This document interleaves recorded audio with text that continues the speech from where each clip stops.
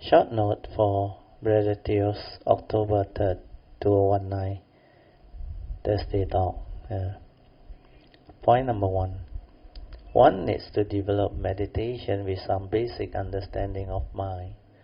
You must understand that we have two minds, namely the mundane mind and the true mind. The notes are still on the whiteboard also. If you want, you can go through with me afterwards. So this two mind is the basis of meditation. That's why in Mahayana they say you have to start with mind. Sing, Wei, Ken, Pen. So when you understand you have two minds, namely the mundane mind and the true mind, then you will know how to meditate.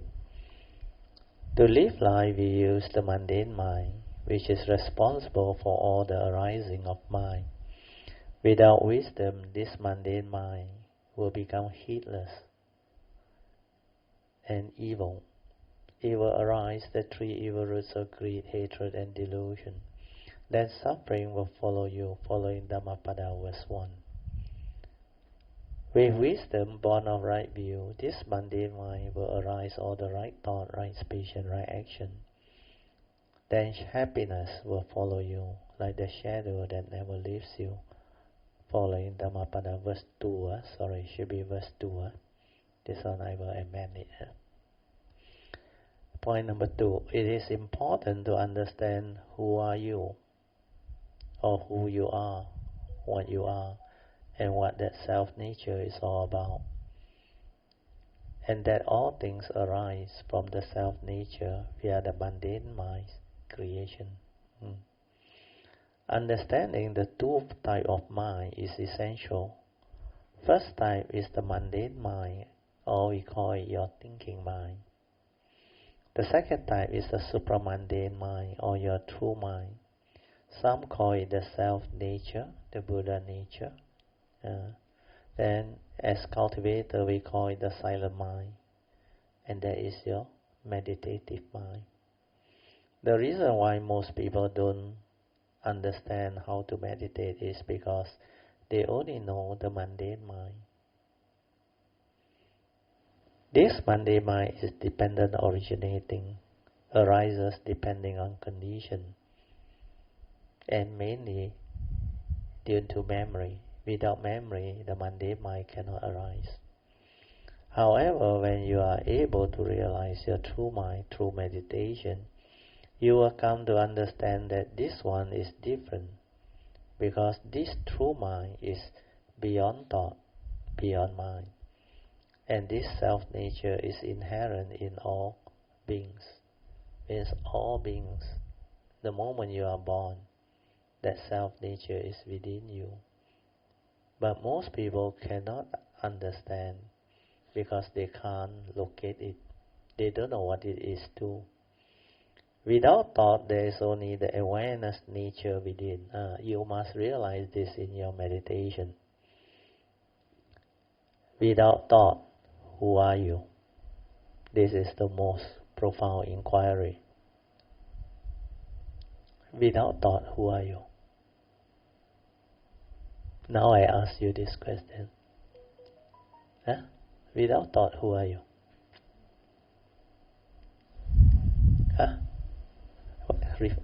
Louder, I can't hear. Oh, of course, without thought is a silent mind. That one everybody knows. But I ask you, the question is different. Without thought, who are you? You are not the silent mind, understand? Who are you?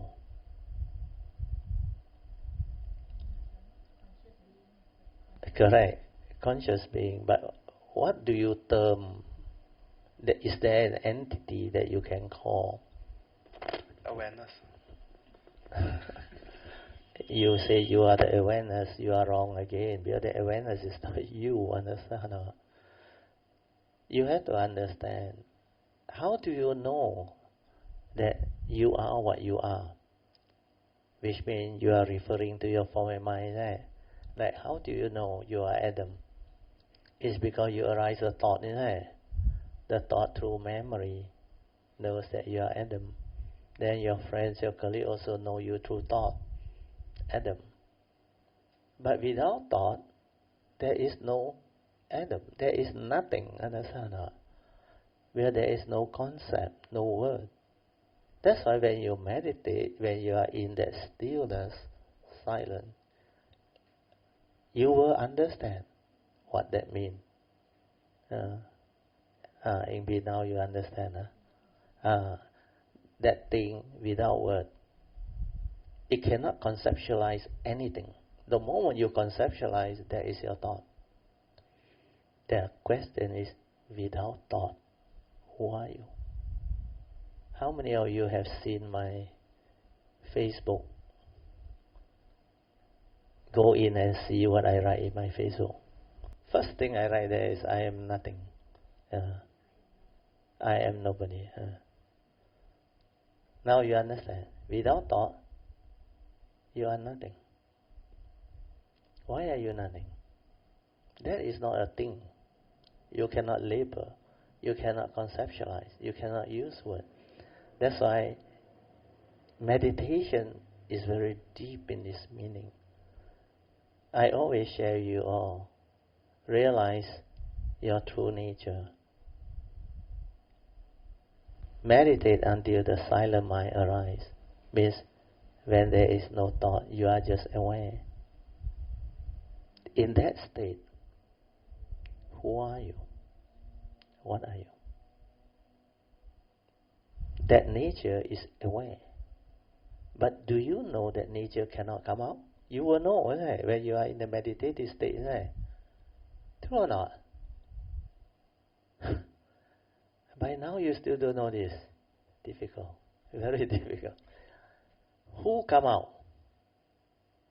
The thought come out. Very good. Only the thought can arise, understand? That's why mind is the forerunner of all things. Mind is chief. When mind arises, everything arises. That is your mundane mind. That is not your true mind. Without thought, that is your true mind. That is your true nature. Only now I can go into this. Otherwise you all cannot follow, I tell you. That's why all the sharing, the teaching, they have to come in stages. It's not to say I don't want to move fast. If you move too fast, hardly anybody can follow. So now is the appropriate condition. So I come back to the point where we were. I think we were at point number 3. Okay. However, when you are able to realize your true mind through meditation, you will come to understand that this one is different, because this one is beyond thought and beyond mind. And this self-nature is inherent in all beings. All of you have it. But you never understand what that thing is. That's why you cannot do it in the meditation. You cannot realize it. Without thought, there is only awareness nature within. And that one is not a being. That one cannot come out to live life, because that one is not you. Not a permanent, unchanging entity. It's just that nature, the awareness nature within. It is just a suchness nature within, not a being. So it cannot come out and live life because it is not you, nor is it a being. But this is the nature that can awaken, understand truth, and realizes enlightenment. From this self-nature, everything arises through the mundane mind's creation. Clear enough or not? Right until so clear, still not clear enough. Oh, then it must be crystal clear, only clear. NG, yes. Yeah. Continue in NG, yes. So thoughts will be a tool by the true mind to live life? Yeah, right? you can say that, but you need to develop the understanding. Because when you understand you have two minds, then you need to realize them. The first mind, mundane mind, no need to know, because you have been using it for so long, understand? But you don't know that the user behind is very important. So who is the one that used the thought? Who is the user? Who is the user? You say thought itself, then that is the deluded one, and that's the egoic one. But what is important is you come with a form and mind. Yeah? This human being, okay, you got a physical body, you have a consciousness. So you come with this. And this one, you need to meditate to realize the true mind. That's why this is basic understanding, Sing Wei Ken Pen. If you understand that you have a mundane mind, which is the thinking mind, everybody has, very clear. You only need to realize the true mind, the supramundane mind, the self-nature within. From here, everything arises. See it in the meditation, not through concept, knowledge. What I tell you, no use. See it in the meditation. See how the creation arises. How from that silent, that true nature, all mano arise. Mind make ade. That's why the Buddha in the first two Dhammapada verse, opening statement, he teaches this. Mind is the forerunner of all things. Mind is chief. When mind arises, all things arise. So mano is your mundane mind, your dependent originating mind, condition arising mind. Without that nature, without the memory, mano cannot arise because there is no content to go in. This you need to understand. So to live life, you need this. Like you say, you need this. But the user of thought, of the mano or the mundane mind is very important. Who is the user? The form and mind, before it is enlightened, it is deluded, egoic. So this one cannot use it. That's why before you are enlightened, the spiritual faculty are not there. The mental hindrance are there. The egoic mind is there. The evil roots are there. That's why the normal Puthujjana, non-enlightened being, they technically cannot live life. They always arise a wrong thought, wrong speech, and wrong action, right according to you. That's why with that, you cannot practice right thought. All the practice is through knowledge from the thought. And these are not the real one. The real one is through the silent mind, the true mind, the awareness. Just now I wrote there. What did I wrote there? The silent mind, the true mind. Read again. Read to me. That one can awaken. Remember? That one can realize the truth. Can insight into phenomena. That's why meditation, you use the true mind. You cannot use thought. You cannot use the mundane mind. This thinking mind is basically thought. This thinking mind is basically thought. And what are you trying to meditate to realize? A state which is? A state which is beyond thought and beyond mind. So how can you use thought to meditate? You can't. So to meditate, you need to use the true mind, the silent mind. Where this is the one, without word, without knowledge, without concept, it will insight into phenomena. It will just awaken and understand.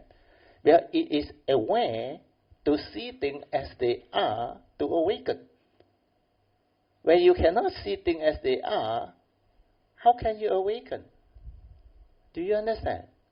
When you see things according to your views, opinion, and conditioning, which is your memory, there is knowledge. Can you see that?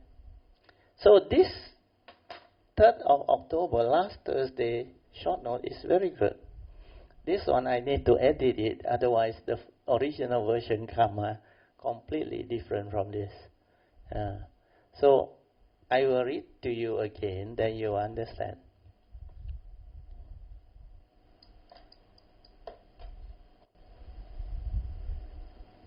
So this one is point number 3. Huh? Point number 3, I read to you again. Huh? Point number 3 is quite long, which is very good. Understanding the two types of mind is essential. First type is the mundane mind or the thinking mind. Now you understand, huh? The second type is the supramundane mind or your true mind, that self-nature. Some call it the Buddha nature. Some call it, especially cultivator, call it the silent mind or the meditative mind. The reason why most people don't understand how to meditate is because they only know the mundane mind. This mundane mind is dependent originating, arises depending on condition. However, when you are able to realize the true mind through meditation, you will come to understand that this one is different because it is beyond thought and beyond mind. And this self-nature is inherent in all beings. Like I told you, the moment you are born, all living beings, the self-nature is within you. But because you don't know, you don't understand, that's why you can never touch it or never realize it. That's the reason why you can meditate and you cannot awaken. It is just, sorry, there is another sentence before that. Huh? Without thought, there is only the awareness nature within. That's why just now I asked you, without thought, who are you? You have to realize that in the meditation. It is just a suchness nature within. That nature is not a being. That's why not even your form and mind that you use thought to identify. So it cannot come out and live life because it is not you, nor is it a being. That's why that nature cannot come out. But that nature is able to insight into phenomena, awaken. But this is the nature that can awaken, understand truth, and realizes enlightenment. From this self-nature, everything arises through the mundane mind's creation. That's why from that self-nature, everything arises. Huining, he heard from the fifth patriarch, the Diamond Sutta. He straight away understood deeply. He came to great awakening through what? Through saying this few words. He spoke back to the fifth patriarch. He said, how amazing is it that the self-nature is complete by itself. That the self-nature is so beautiful. Everything arises from the self-nature. He used that word. All dhammas arise from that self-nature.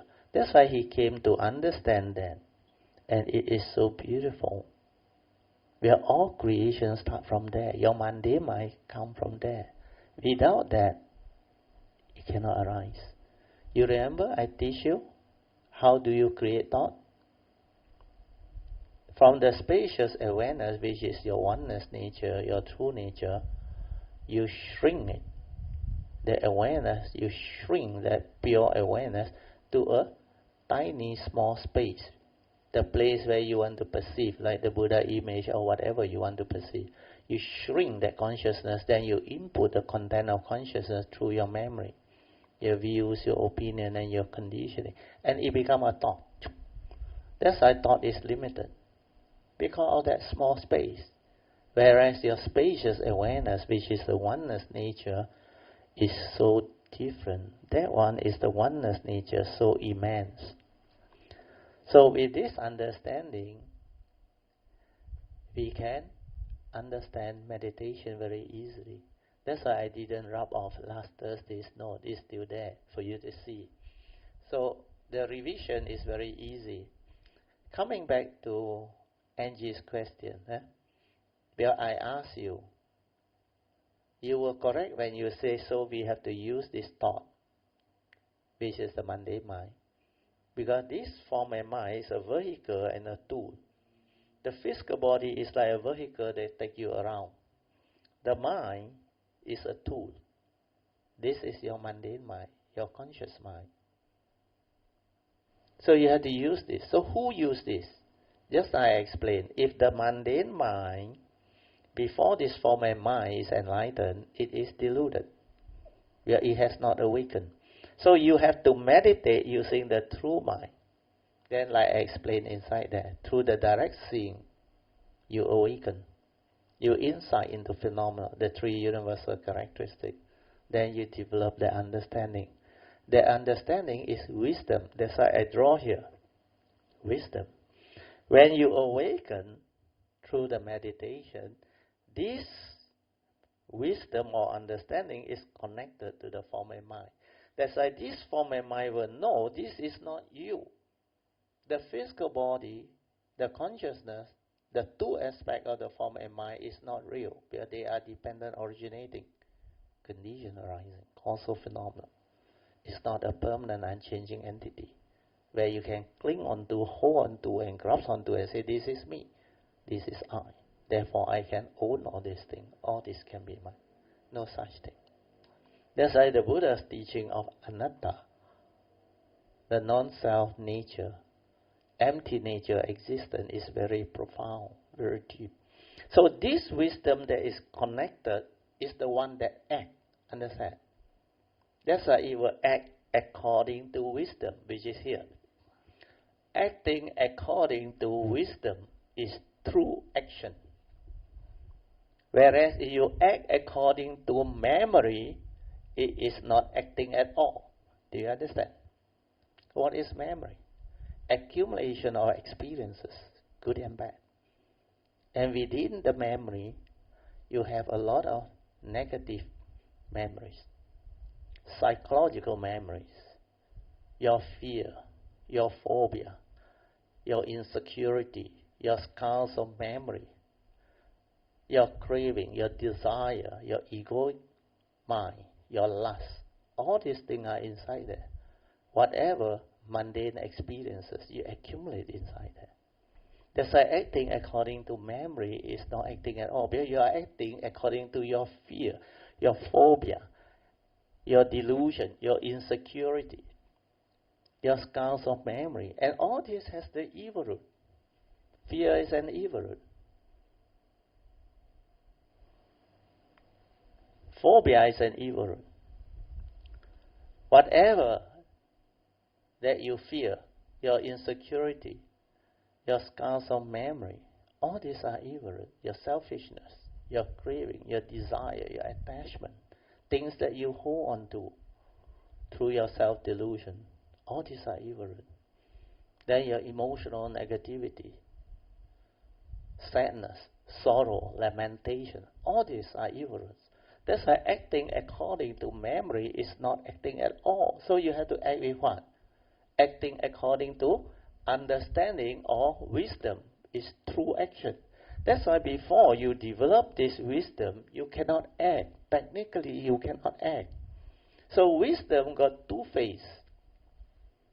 The easiest one is, the Buddha say, constantly listening to the true Dhamma. What type of wisdom is that? Suttamaya Panya. Wisdom born of listening to the sutta. That is the easiest first turning wisdom. And that you will have. Even though it's not penetrative. But at least that one helps, the initial wisdom. Then when you reflect on it, contemplate into it, inquire deep into it, you develop the second stage of wisdom, Chintamaya Panya. Wisdom born of constant reflection, contemplation, and inquiry into the truth that the Buddha has proclaimed. Why did the Buddha say this? How can I understand this? Then when you are able to reflect, contemplate, and inquire deep, you will stabilize the understanding that you heard. And after you stabilize it, you can assimilate it into your nature. That's why it becomes a more stable wisdom. And we call this the initial wisdom. It is called the initial wisdom because you need this to start the cultivation, to understand the basis of mind, and how this mundane mind, according to the Buddha, is responsible for all things, because mind is the forerunner of all things. Mind is chief. When mind arises, everything arises. So Dhammapada verse 1 is for who? When you act, speak, and think with a heedless mind that has the evil roots of greed, hatred, and delusion, what will follow you? Suffering will follow you. And that type of person is heedless and deluded. Understand or not? The second type is what? If you know the danger of heedlessness, you will act, speak, and think with a heedful mind, free of the evil roots of greed, hatred, and delusion. Then happiness will follow you, like the shadow that never leaves you. So Dhammapada verse 2 is for those with the initial wisdom to act. Do you understand? But when you awaken, you will know how to act. It's no longer Dhammapada verse 2. When you awaken, the wisdom is there. That's why the wisdom will protect you. So just now, Angie, your question is it right that we use this mundane mind to live life? It's correct. But when you are not awakened, you cannot use it. Because every time you use it, you get into trouble. That's why you have to develop the initial wisdom. Then later, when you awaken, you will know how to act. You will know how to live. You act with right view, leading to right thought, right speech, right action, following Noble Eightfold Path. And the whole teaching is the same. Throughout the last 10 years that I was here Thursday class, I teach the same thing. But it takes 10 years for it to really sink down. But now it is very, very clear there. True or not? You need to really understand it, otherwise you cannot correctly cultivate. You are wasting your time, you are being gullible. People tell you do this, do that, you go and do. Then you listen to all sorts of funny Dhamma. Then you think, oh, this is very great, that is very great. Then you try to apply them. But you find out for yourself. What is the result? Without this understanding, you are wasting your time. Like Bodhidharma said, you are being superficial, cultivating superficial Dhamma, thought-based Dhamma, not the real one. The real one awaken and liberate your mind, free you completely. Can follow? Yeah? If you are still not clear on why, you better ask. Yeah? Because this one is very good. Last Thursday on. Yeah? So we only up to note 3. Yeah? Now we go on to the note number 4.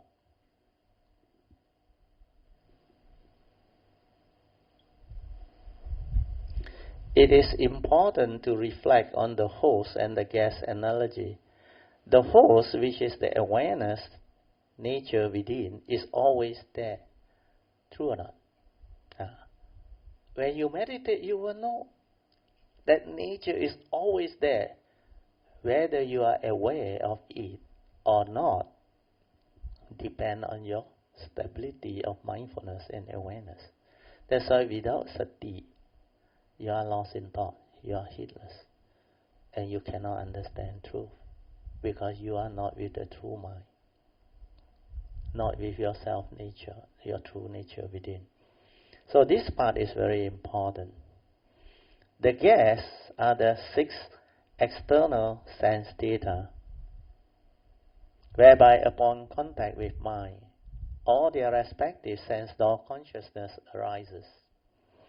The guests come and go, whereas the host always stay. Remember this. It does not come nor go, because that one is not a being.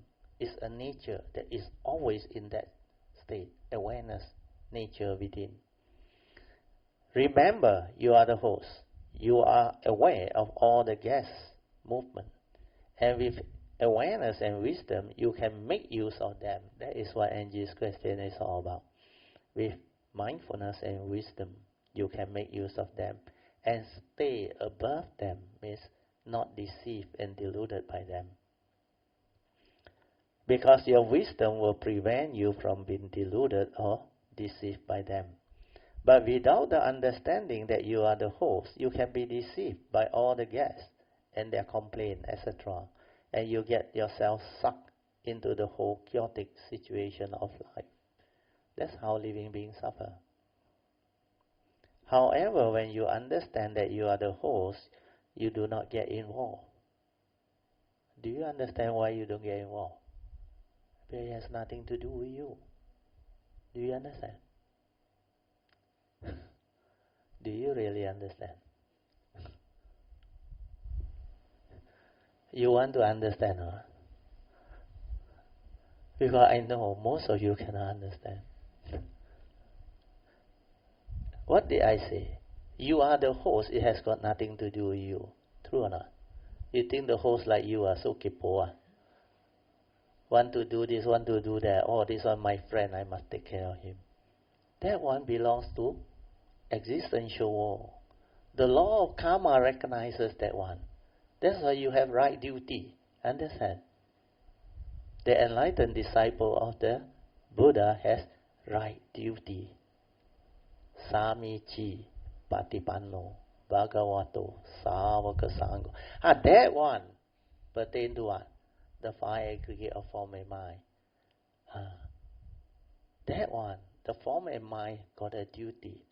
But the host got nothing to do with it. Understand or not? That's why that one will not suffer. That one will not do anything. But that one with the wisdom connected, it knows how to tell the form and mind. Do you understand? To act. And because it's connected to the wisdom, it's not deluded, it cannot be deceived by the sense data, by what people say, by what people do, by what is happening to the world. You understand? Then how can you suffer? Who suffer? Nobody suffer. The thought is no longer deluded. Where the user of thought has the wisdom already, the understanding. That's why the host is the most important. But it's not you. But that one is a nature. The eternal nature can never die. Understand? That's why you have so much fear. Fear of the unknown. Fear that the ghost will come after you. Fear of your own shadow. You know what is fear of your own shadow? At night, suddenly the dim light on, then you saw the shadow. You thought somebody behind you or somebody following you. Who fear? The thought fear. Thought is not you. Understand? You are that nature. You don't have a physical body. You cannot die. Understand? Even the ghost come, you can hello to him. How are you? Use the form and mind and talk to him. Fear of what? That one never die. Understand? That one is the eternal nature. That's how you become so different. You become without fear. Without fear is not fearless, no. Understand? Fearless is different, no. Fearless means you don't want to have fear. Without fear means fear has been rooted out. Do you understand? That's why the whole understanding of Dhamma becomes so different when you awaken. It's not what you think, not what the Holy Book tell you, or what people tell you. So this part, is it clear now? Yeah? If you are the host, always remember. If you are a host, you are afraid of who? Scared of your guest. Because that is the one that is always there, abiding within. Understand now? It never disappears. That is your eternal nature. That is your self-nature, your true nature, your oneness nature. How can that one die? That is the one that can awaken, understand. That's why I wrote there in the note 2, when you live life, you use the mundane mind. When you meditate, you realize the true mind and use it to meditate. Otherwise, you are doing the opposite. What do human beings do? They use the mundane mind to meditate. Understand? That before they awaken, they use the mundane mind to live life. That's why they are heedless. They have so much problem and suffering. And they cannot even understand the opening verse of the Buddha, Dhammapada verse 1 and 2. So, Sing Wei Ken Pen is very important. To understand meditation, you must understand mind. You must start with basic understanding of mind. And mind has two types. Your mundane mind, which is your thinking mind, which is basically thought and emotion. You understand? Then you have a true mind, supramundane mind, without word, without concept, without knowledge. That nature is just aware, finish. And this one, very few people can realize, can understand. That's why meditation is this. So you see, when people understand, they will know what is meditation. Meditation is to silence your mind to be aware. Aware of what? Aware of the truth and the reality within the moment. And when you are aware, because it's connected, your nature is connected to your form and mind, you will be aware of everything that goes on within your form and mind. That's why all the essential Dhamma, everything, you will witness them, you will see them, you will awaken to them. And that is what meditation is. Nothing to do with all the method, technique, and nothing. If you understand this, you will progress. If you don't understand this, you can be wasting your time for very, very long. Yeah. And this is the part where hardly anybody understands. Everybody is interested in Dhamma. But the true Dhamma is without words. But after you awaken, you can reflect, you can contemplate. The word can come in, the concept can come in. Where you need words to share, to live life, to express the Dhamma, where that is within the conditioned world. Okay? Clear? Good. Then we go on. The host and the one. Then the guest. Okay, I have finished the chaotic situation on. However, when you understand that you are the host, you do not get involved. So now you understand this part. Similarly, when sense data come in upon contact, what happens? If you are silent, you can see the dependent origination.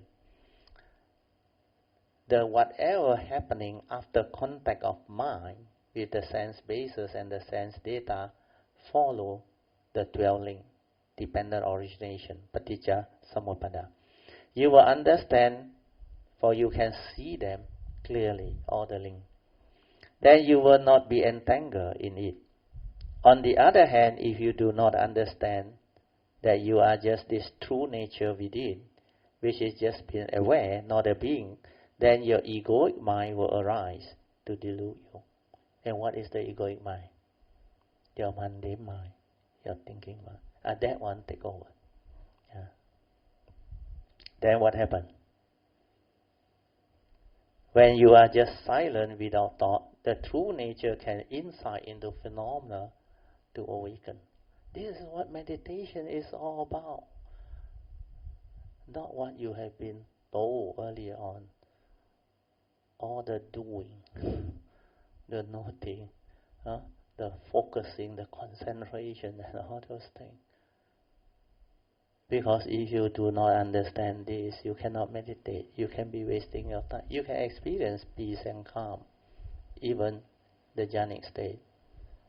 But find out for yourself. How can it help you develop wisdom to live life, to understand who are you, what are you? Without mindfulness, there is no chance at all.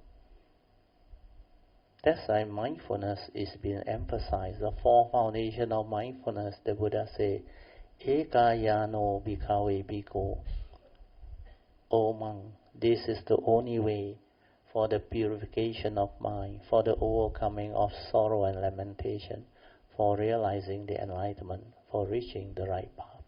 Namely, the four foundations of mindfulness. And it's clearly stated in the sutta. So now you understand, without mindfulness, you don't stand a chance. The Avijja Sutta also same, the 10 step you go and check. It's all in accordance with his teaching. Then point number 5. Thus, meditation is just the silent mind being aware of what is going on within our former mind to see the truth of dependent origination clearly. We are seeing things as they are. Clear or not? Huh? Clear until in words, so it's still not clear, means you are not reading, not reflecting, contemplating, and you are not trying to develop the understanding. Point number 6 is what? Mundane mind before enlightenment is? Read. What is that word? Like I explained just now, is that thus it creates a lot of wrong speech, wrong thought, and wrong action. All wholesomeness or unwholesomeness arise via the mundane mind's creation. Reason why the Buddha under Dhammapada verse 1 and 2 say, mind is a forerunner of all things. Mind is chief.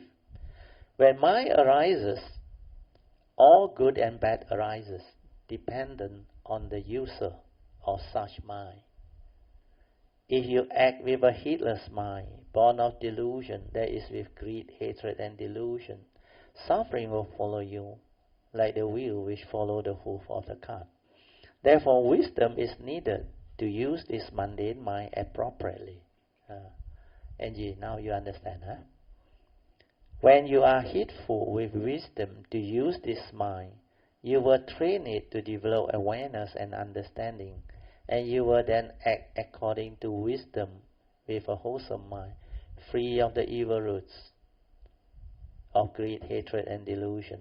Then happiness will follow you, like the shadow that never leaves you. So this is all explained already. Point number 7. Therefore, it is important to avoid all evil, do good, and purify your mind, as advised by the Buddha. Act with wisdom, following Noble Eightfold Path, to be free of suffering. The user of thought is very important. That's why develop the first, second turning initial wisdom first, before you really use your thought. Then after that, go for the direct seeing, third turning wisdom. But don't be gullible. When I say before you develop the initial wisdom, don't use your thought. Don't go and quote me. Brother Theo say don't use thought. You get yourself into trouble. You have to live life, you better use thought. If you don't use thought, you cannot even remember who your spouse is. How to go home. How you sign your check also you cannot remember. Then you go and quote me. Brother Theo say don't use thought. I'm not enlightened yet. That one is your problem, nothing to do with me. Daily living, you can use thought, no harm, understand? But don't use it to act wrongly, understand? You have initial wisdom, you know how to act, isn't it? What is right thought, right speech, basic right, you know, isn't it? Without selfishness. That's why learn to understand what constitutes evil. Expand on it, greed, hatred, and evil. When you expand on it, when you understand, then only you can be mindful of it. Otherwise, you don't know how to act. The evil roots are there also, you cannot see. And you say, hey, I got right thought, no. My intention is very sincere, no.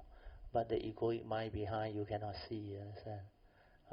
Everything is for you. Not for you, you don't want to act. No advantage, you don't want to act. Not your friend, you don't want to be friend. You only want to be friend when you think he is your friend. Point number 8. The 5 precepts are vital. You know why now? Vital because violating them constitute what? Major evil. When you violate them, it constitutes committing major evil. So with mindfulness and yoniso manasikara developed, the initial wisdom developed, there can be sense restraint to enable us not to violate the precept. Now you see the importance of initial wisdom, yoniso manasikara. That is step 4, the initial wisdom. With the initial wisdom only, your daily mindfulness can settle down. Then you can develop sati sampajana, which is step 5. That's why all these are related. Step 1 is to have Dhamma friend, you have. Step 2 is constantly listening to the Dhamma, you also have. Then from there you develop the faith. Step 3, you also have. Step 4, initial wisdom, most of you should have by now.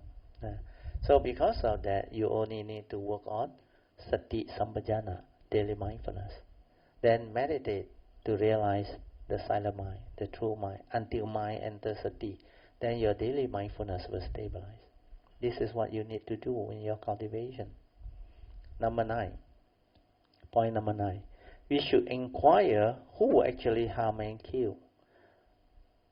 The person who harm and kill are violent people, selfish people, and deluded people with the 3 evil roots of greed, hatred, and delusion. This will lead to karmic downfall. And this is also the reason why keeping precept or sila is vital. Then you will have good condition, good mind state, and karmic support to support your meditation. With sila comes samadhi, leading to panya. Without sila, you have problem. Do you know why? Yeah? Your mind cannot settle down. Why? When you break your precept, you have a lot of restlessness because you violate every law, nature's law, even society's law also you violate. CBT, kill people, harm people, cheat people, deceive people, police case. Not only law of karma come after you, MACC also come after you, police also come after you. So when you have so much problem in life, do you think you can meditate? Unless you are gifted from your past. But if you are gifted from your past, chances you won't violate the 5 precepts. That's why there is no two way. If you violate your 5 precepts, means chances your past is horrible. Understand? Yeah? You agree or not? If you cannot even keep your precept, I tell you, that is basic cultivation. No? Sila also don't have. How can samadhi kick in? How can you have the karmic support, the good condition and the good mind state? The evil roots will be there. The mental hindrance will be there. That's why you have a chaotic mind, restless mind, full of problems, full of doubt. You worry about everything. Yeah. Then after that, you have to see doctor. You stress until your immune system go down. You got health problem. Then you got to see Jayanta. Or your GP. Or you go specialist center. And all this demand medical payment and fee. And this is your karmic debt you have to pay. That's why when you are healthy, less problem, you got less karmic debt. Point number 10. Oh, sorry. I didn't finish the last part. With sila comes samadhi, leading to panya.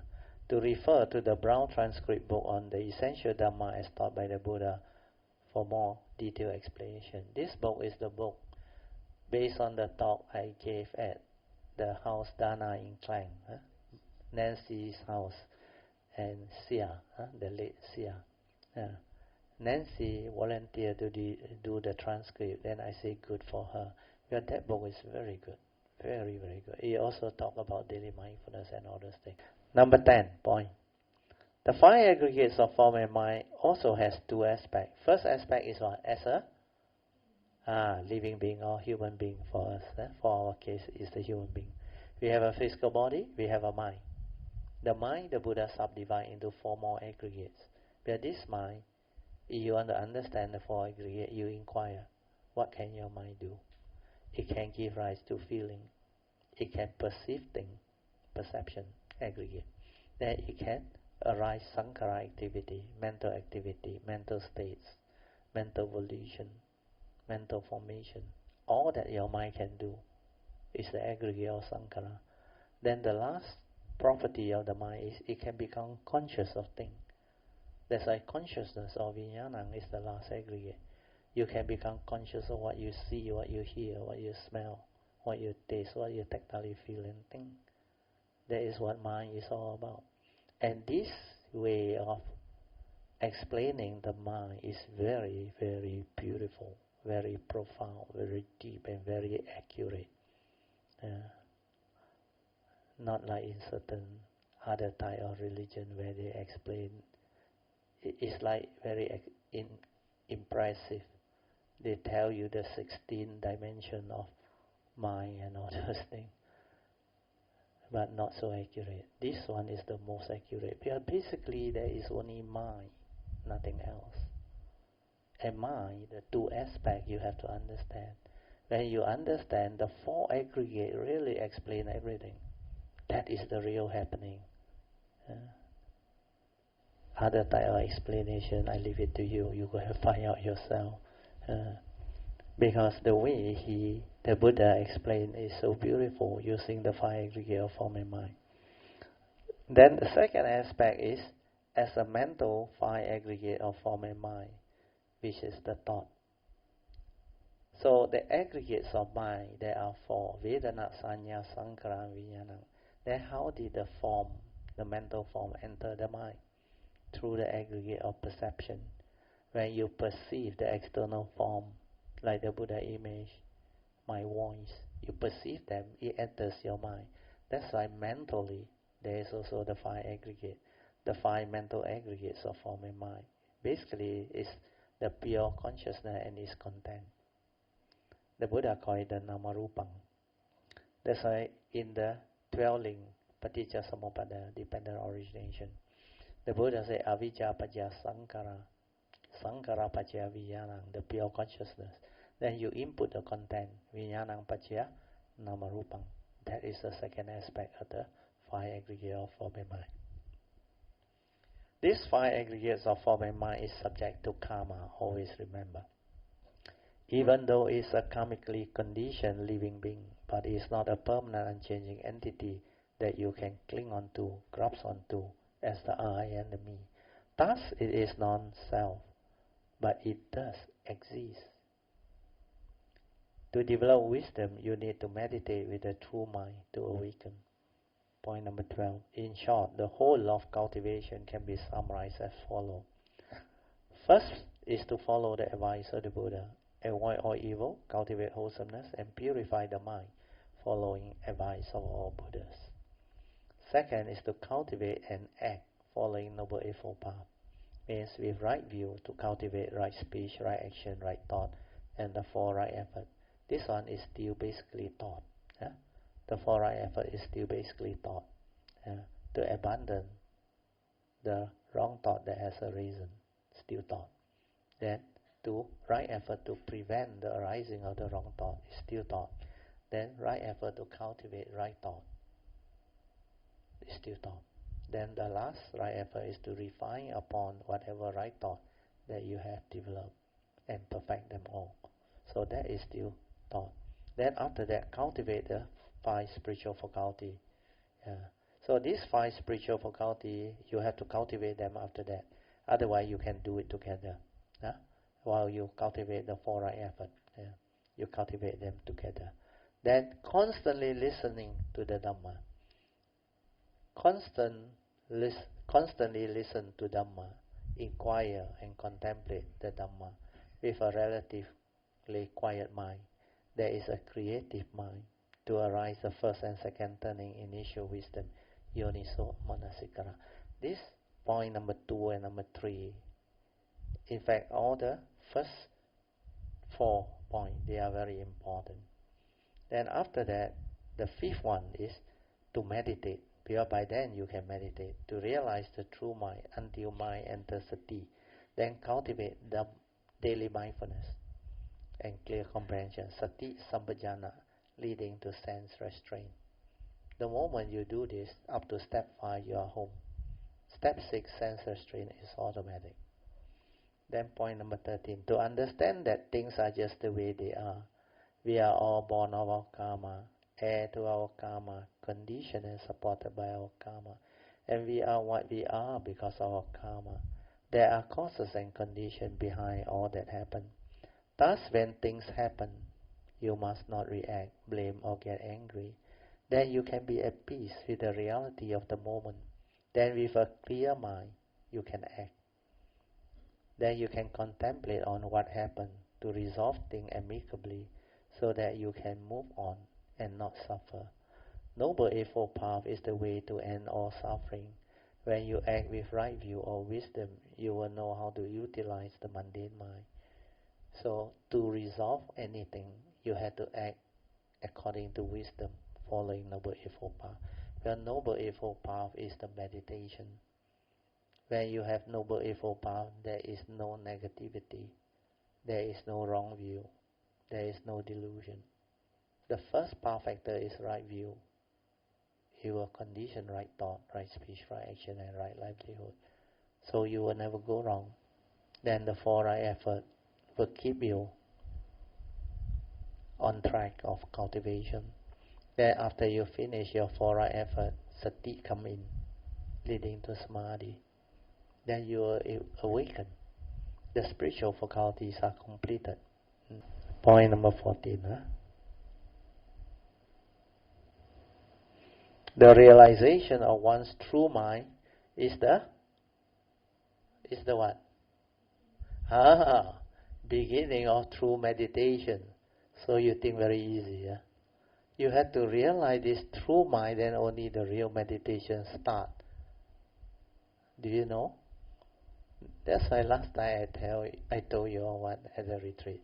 Not until your daily mindfulness is very stable and that you are heedful, able to be ever mindful in the midst of life, the real meditation haven't started. You remember?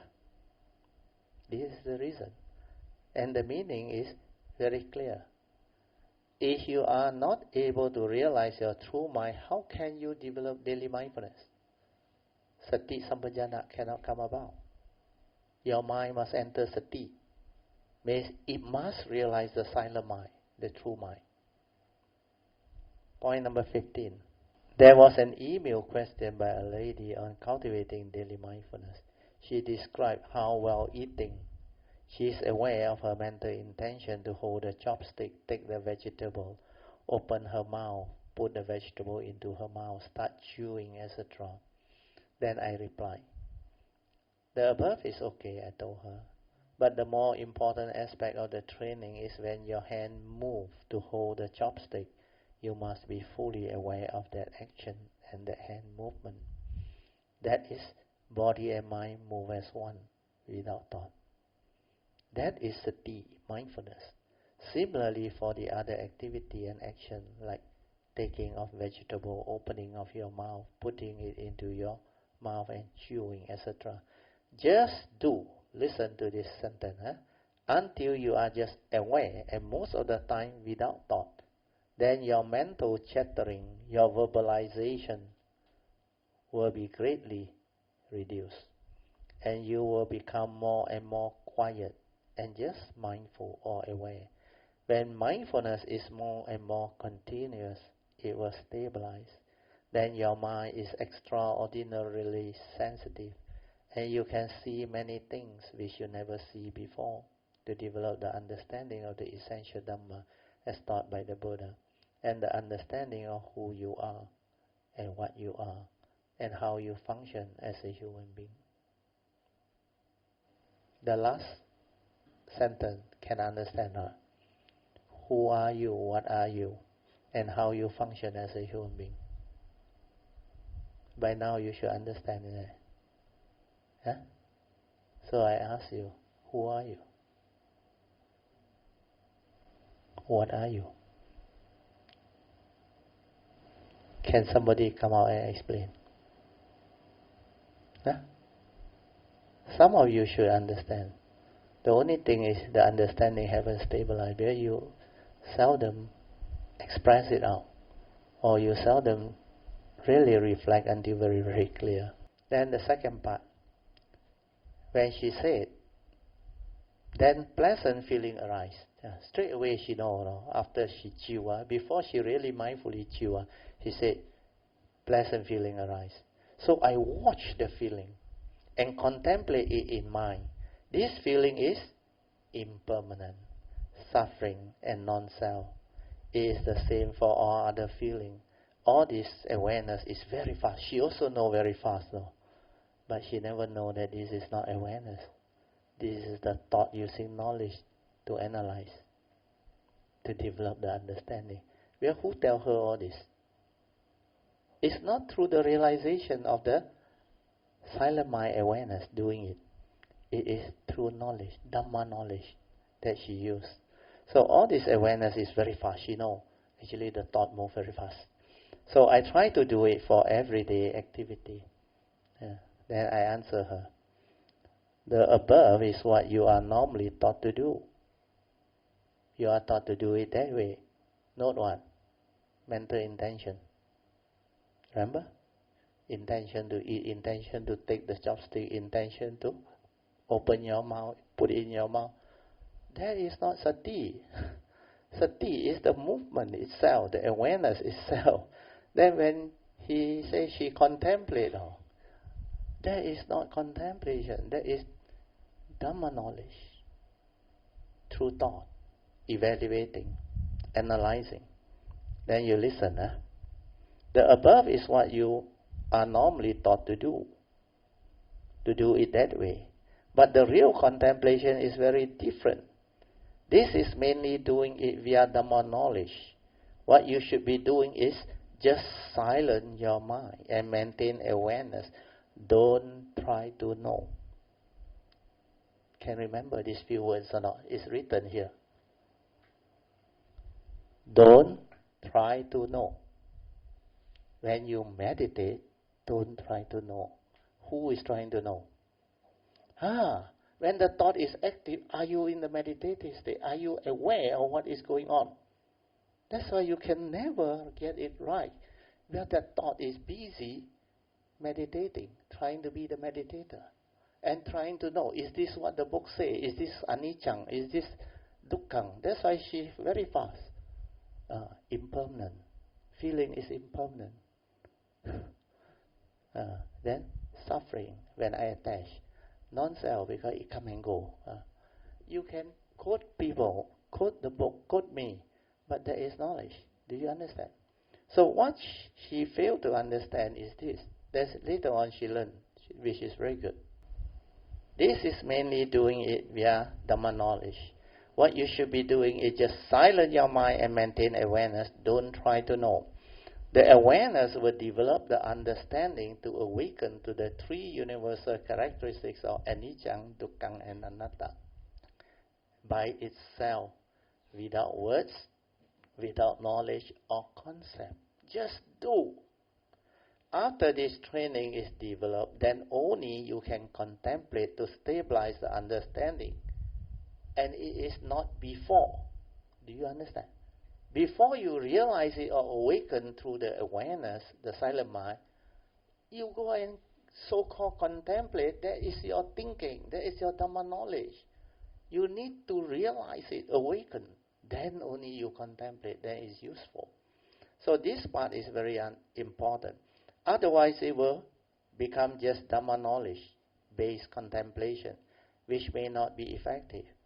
While chewing food, she notes the pleasant sensation. Then uses Dhamma knowledge to relate why this is impermanent and non-self. This is not the way to cultivate. When aware, there is no word.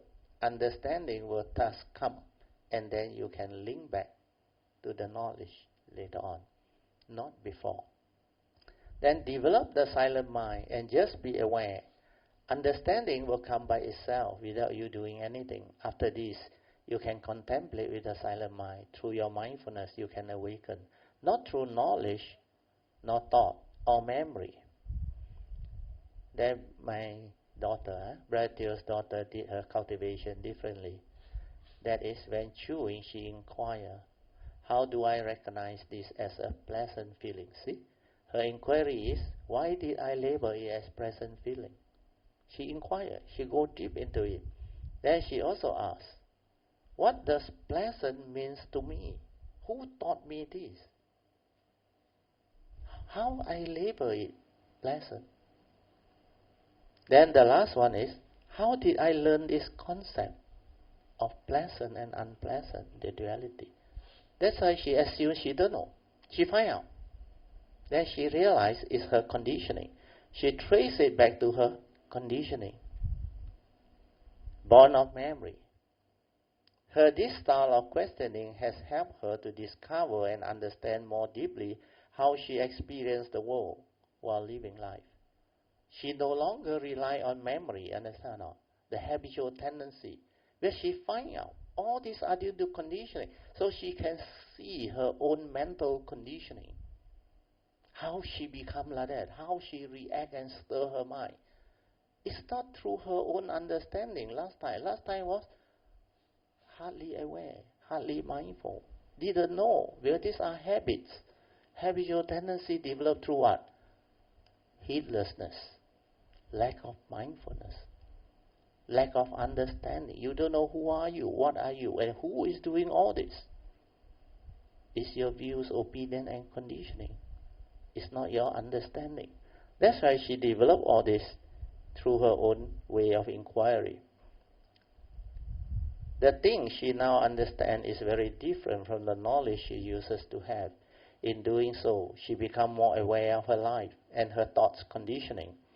It is important to develop the silent mind, the meditative mind, until it is very stable and sensitive, so that you are aware when there is any intention to or any stirring of mind via like and dislike, born of habitual tendency.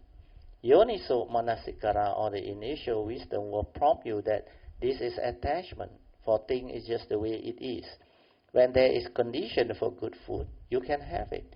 But when there is no condition, there is no suffering, because there is understanding. So this initial wisdom is very important. It will prompt you. Otherwise, you can get yourself entangled. So it's important to develop the silent mind or the meditative mind until it is very stable and sensitive, so that you are aware when there is any movement within. Your mind is very sensitive. Any intention to stir or react, or when you experience a sense experience, your mindfulness is so stable. That's why you cannot break precept. You cannot do wrong thing, because it's so sensitive. The slightest stress, you are aware. And you know this is wrong. You cannot do, because the initial wisdom is there. And you will straight away relax into it, silent. That's how you become different. You no longer act according to emotion, according to your wrong view, your conditioned thinking. No more. You understand things as they are, and you see truth. So this part is very important. Number 19. Bratio encourages Kayamita to ask questions to create conditions for him to share. Don't be shy. Shyness is by the thought, not you. So this one, bear in mind. Realization of the unconditioned cannot be expressed in word, for it is beyond word and beyond thought. Words and concepts are only needed to express the Dhamma within the conditioned world. Hence, in the Heart Sutta is stated that in true emptiness there is no Four Noble Truth, no one born, no one die, or no one sick, and no one old. And there is no one to attain, because it is the unconditioned. But in the conditioned arising world, all such things exist. Example, there are living beings getting old, getting sick, and die. There is the law of karma, etc. The Aryan disciple of the Buddha has 4 unique qualities and conduct. They have good conduct, right conduct, wise conduct, and dutiful conduct. The one who knows does not speak or talk frivolously. They only speak with understanding and wisdom when there is condition to speak. To come to this existential world, you need a karmically conditioned 5 aggregate of form and mind.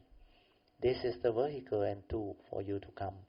Only with this form and mind can you realize your self-nature, true nature. All beings has this self-nature. The mundane mind is a consciousness trapped inside the physical body. It is for you to use to live life. Within this form and mind, near the heart area, there is a gateway to your self-nature. The nature cannot come out and live life. This nature is not a being. and it's non-self because it's not a permanent, unchanging entity. This self-nature can develop wisdom, understanding, and awaken. When you realize self-nature and awaken, you will know, or you will understand the form and mind is not you. It's just a causal phenomena. The karmic force, rebirth consciousness, and physical body, when these three conditions come together, it will animate into a human being. Then when the heart is formed, this is for the baby fetus, comes heartbeat and the karmic force. This then become a fully developed form of mind with all the senses while in the womb before being born into the world. Then there is one part I remember, not captured here. I remember we talked about chewing. You remember? Chewing. When you chew your food. Straight away that lady, what did she tell you? She can be aware of pleasant feeling, pleasant sensation because of the food. Understand? Who tell her that? It's the thought. Understand? But did she really mindfully chew? If you mindfully eat and chew, you know what happened or not? Even the white rice, without veg, without anything. Maybe they all try before this, they also know. You just go back and chew. If you don't believe me, next time, take the white rice. Don't put anything. Chew. Then finally, what happened? Because your saliva is an enzyme. Do you understand? It will break down the rice. And rice is basically carbohydrate, sugar, complex sugar. Then when you break it down, it becomes sugar, sweet. That's how you know. When you're mindfully aware, without words, don't try to know, you just chew.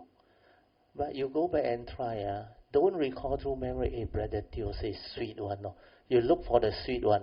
You are not doing it anymore, do you understand? Then when you taste the sweet one, ayyo, Brother Teo was right. You think you done it. You completely miss it. Understand? When you chew, just chew. Be aware. Be aware means what? Like you do your mind sweeping method, I say, aware, feel your forehead. Don't think. Understand? When you chew means just mindful of that process. No word. Do it. Without word is so different. The awareness that is aware without concept, without knowledge, forget about the memory when you do. Don't try to know. Just do. Then there is the real, pure awareness of what is going on. That is the reality. When you see also same. Don't allow your memory and your brain to interfere with what you see. Then you have the direct see. You see things as they are without the word and the concept. Do you understand? I realize you all use your memory so much. Everything also you want to relate, you want to know. And who want to know? The thought want to know. Because you think by knowing you have knowledge. By having knowledge, you become very smart. But smart is not intelligent. That's why knowledge bind. It's in the Mahayana Sutta. You know what they call that? 所知障. Everything that you know is an obstruction. Do you understand? 所知. Whatever you know, that is knowledge. There is nothing to know. Do you understand how Krishnamurti put it or not? He is even more direct. He said, the most dangerous person in this world is the one who say, I know. Can you understand? Why is that person dangerous? 所知障. Everything that you know is an obstruction. Knowledge mind.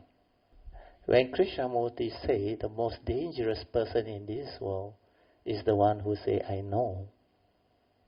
Can you understand him? Why he said that type of person is very dangerous? What's wrong with saying I know? What is the correct word to use?